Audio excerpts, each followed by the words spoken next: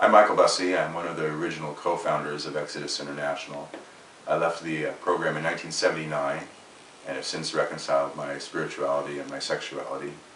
Now I'm a vocal critic of reparative therapy programs and of Exodus International.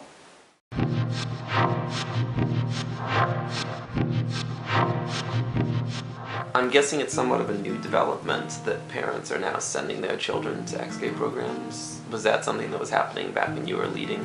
Yeah, it happened real early.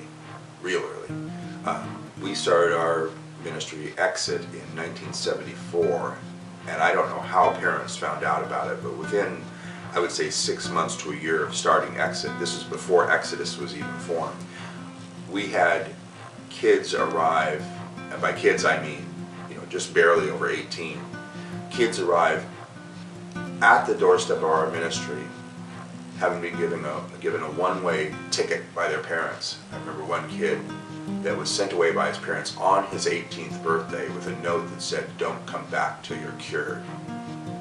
And he ended up on our doorstep from back east. He had flown all the way out to California. We had no idea he was even coming. So yeah, early on parents were sending kids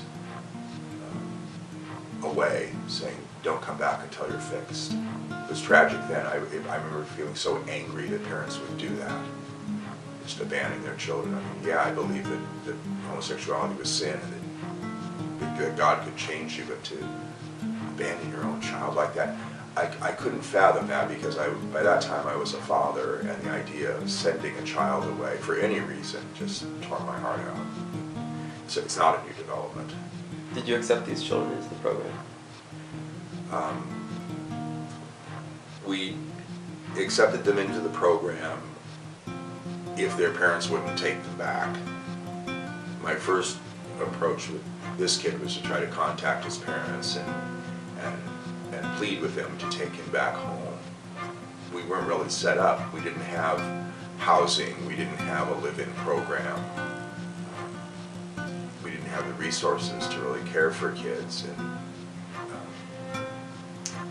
But a couple of them we did find that when the parents would not take them back, we did find housing for them through church members, and they were involved with the program in that way. It's really sad, very tragic. Tragic to hear that it's still happening.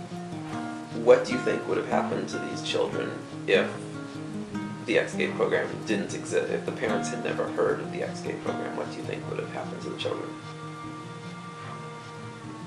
I'm trying to imagine what would happen to him. I think that with the young man that was sent to us, he probably would have just been sent out into the streets.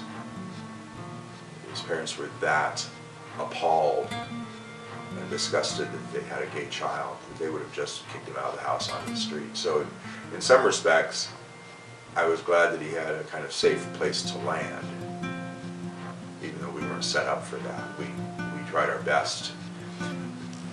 Exodus started at Melodyland Christian Center, and it was, Melodyland Christian Center at the time was a huge mega church, so we often had runaways and street kids, not necessarily gay, kids who had gotten involved in drugs or got involved in the counterculture, who sort of ended up on the doorstep at Melodyland.